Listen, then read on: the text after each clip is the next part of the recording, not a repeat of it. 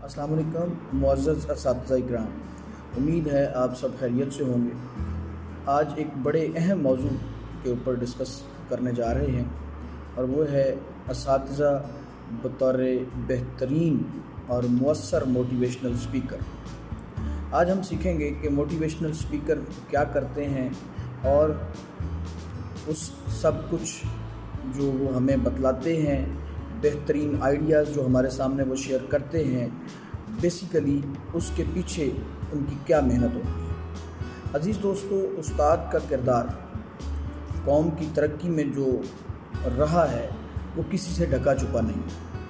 अब ज़रूरत इस अमर की है कि हम एक मुनज़्ज़म कोशिश के ज़रिए असातिज़ा को इस बात का एहसास दिलाएं कि वो बेहतरीन और मुअस्सर मोटिवेशनल स्पीकर बन सकते हैं और अपनी कौम की तकदीर बदल सकते हैं। और अल्हम्दुलिल्लाह वो मुनज़्ज़म कोशिश हम यंग टीचर्स एसोसिएशन के प्लेटफॉर्म से कर चुके हैं। अब जो दो चीज़ें हम आज सीखने जा रहे हैं वो टिप्स मैं आपको दूंगा। वो उनमें से पहली चीज़ कि मोटिवेशनल स्पीकर का किरदार क्या होता है और बतौर उस्ताद हम मोटिवेशनल स्पीकर कैसे काम कर सकते हैं।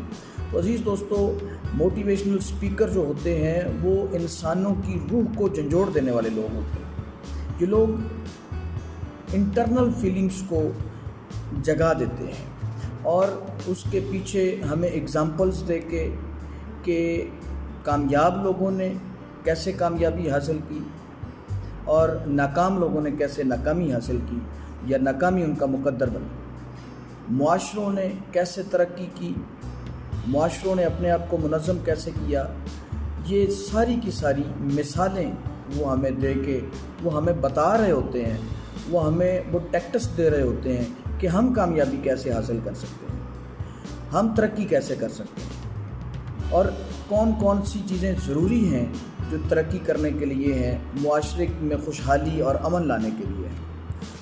ये सारी चीज़ें जो हैं वो एक मेहनत होती है, उसके पीछे जो वो कर चुके होते हैं उस मेहनत वो किस फील्ड में मेहनत कर रहे होते हैं, वो बुनियादी तौर पे जो उनका सबसे पहला पॉइंट है जिसके ऊपर ज़िंदगी में उन्होंने फोकस किया वो ये होता है कि वो मुताला करते हैं। उनका मुताला बहुत वसी होता है, इतना वसी होता है कि हम इमेजिन भी नहीं कर सकते। किताबों से मोहब्बत करने वाले लोग होते हैं।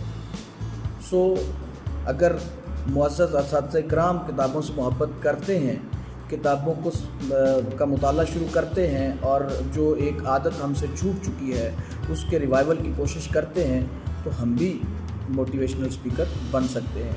इसके साथ साथ दूसरी चीज़ जो बुनियादी तौर पे उनके अंदर होती है वो है मुशाहिदे की ताकत। हम ज़िंदगी में एक अजीब रूटीन बना चुके हैं। ना तो हम अपनी सराउंडिंग में होने वाले अहम वाक़यात का जायज़ा लेते हैं और मुशाहिदा करते हैं और ना ही गैर अहम वाक़यात का जायज़ा लेते हैं और मुशाहिदा करते हैं। अगर ऐसी सूरत हाल में हम मुशाहिदा नहीं करेंगे, मुशाहिदे के बाद तज्ज़िया नहीं करेंगे, तो हम उस चीज़ की अच्छाई और बुराई के बारे में नहीं जान सकते। और इसके साथ साथ हमें ज़रूरत है कि हम अपने तारीख़ का मुताला करें और उस तारीख़ में मुसलमान जो हुक्मरान बने, मुसलमान कामयाब लोग कितने थे और उन लोगों ने क्या क्या काम किए वो करना ज़रूरी है। इसके अलावा ज़रूरी नहीं है कि हम गैर मुस्लिम का मुताला ना करें, हम उनका मुताला भी कर सकते हैं, हम उनके बारे में भी पढ़ सकते हैं और हमारे पास बीसियों मिसालें मौजूद हैं।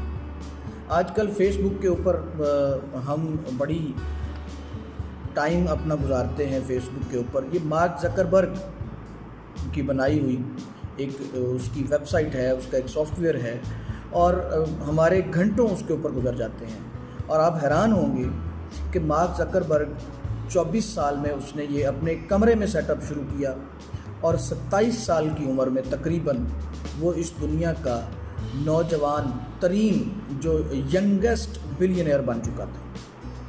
ضرورت اس امر کی ہے کہ ہم اپنے بچوں کو اس طرح کی اگزامپلز، اس طرح کے کامیاب لوگوں کی اگزامپلز بتا کے ان کے اندر جذبہ پیدا کریں کہ وہ اس قوم کے پلرز ہیں، وہ اس قوم کا سہارا ہیں، وہ اس قوم کے معمار ہیں۔